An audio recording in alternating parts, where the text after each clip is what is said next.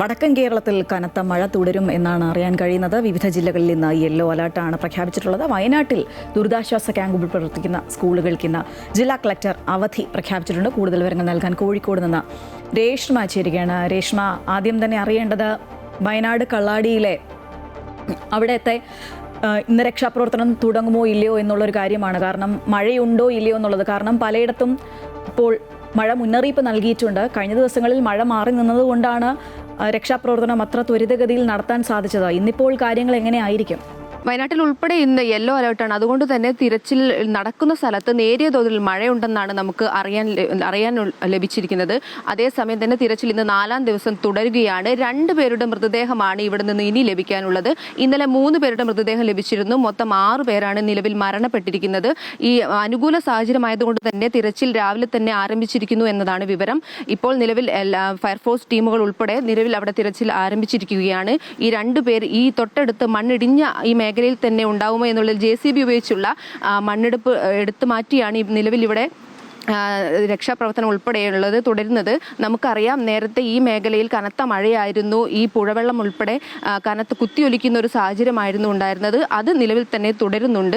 ഇത് രക്ഷാപ്രവർത്തനത്തെ ബാധിക്കുന്നില്ല എങ്കിൽ പോലും പ്രതീക്ഷയോടെ തന്നെയാണ് ഇവരുടെ മൃതദേഹങ്ങൾക്കായിട്ട് ഇവിടെ തിരച്ചിൽ തുടരുന്നത്.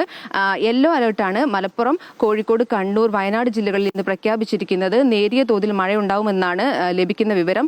രാവിലെ മുതൽ നേരിയ തോതിലുള്ള മഴയാണ് ലഭിച്ചിരുന്നത്. വയനാടിന്റെ കാര്യത്തിൽ നമുക്ക് ഒരു കാര്യം കൂടി പറയാനുണ്ട്. കള്ളാടി ഈ തുരങ്കപാത വേണോ വേണ്ടയോ എന്ന കാര്യത്തിൽ സർക്കാർ അന്തിമ തീരുമാനമെടുക്കാൻ ഒരു വിദഗ്ധ സമിതിയെ രൂപീകരിക്കാനുള്ള ഒരു പ്രഖ്യാപനം ഇന്നുണ്ടാകുമെന്നാണ് അറിയുന്നത്. അത് തന്നെ തുരങ്കപാതയുമായി ബന്ധപ്പെട്ട് കൊങ്കൺ റെയിൽവേ വിദഗ്ധർ ഇന്ന് ഈ മേഖലയിൽ പരിശോധന നടത്താൻ എത്തും എന്നാണ് നമുക്ക് ലഭിക്കുന്ന വിവരം. ഇവരെത്തി മണ്ണിന്റെ ഘടന ഉൾപ്പെടെ ഈ മേഖലയിൽ ഈ ഒരു പദ്ധതി വേണോ വേണ്ടയോ എന്നുള്ള കാര്യത്തിൽ സർക്കാർ പുതിയൊരു വിദഗ്ധ സമിതിയെ രൂപീകരിക്കാനുള്ള എല്ലാ ക്രമങ്ങളും രൂപീകരിച്ചിട്ടുണ്ട്.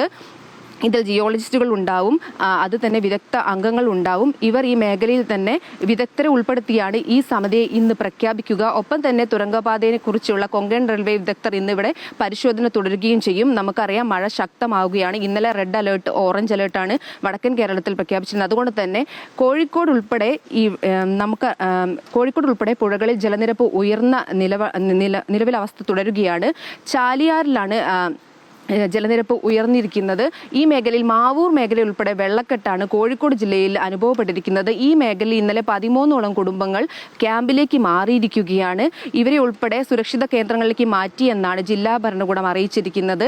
മഴ തുടരുന്ന സാഹചര്യത്തിൽ ഇനിയും ക്യാമ്പുകൾ തുറക്കാൻ സാഹചര്യമാണുള്ളത്. വയനാട് ജില്ലയിൽ ഈ നേരത്തെയുള്ള ആളുകളെ മാറ്റി പാർപ്പിച്ചിരിക്കുന്ന മേപ്പേടി മേഖലയിൽ ക്യാമ്പുകൾ പ്രവർത്തിക്കുന്ന എല്ലാ മേഖലയിലും സ്കൂളുകൾക്ക് അവധി പ്രഖ്യാപിച്ചിട്ടുണ്ട്.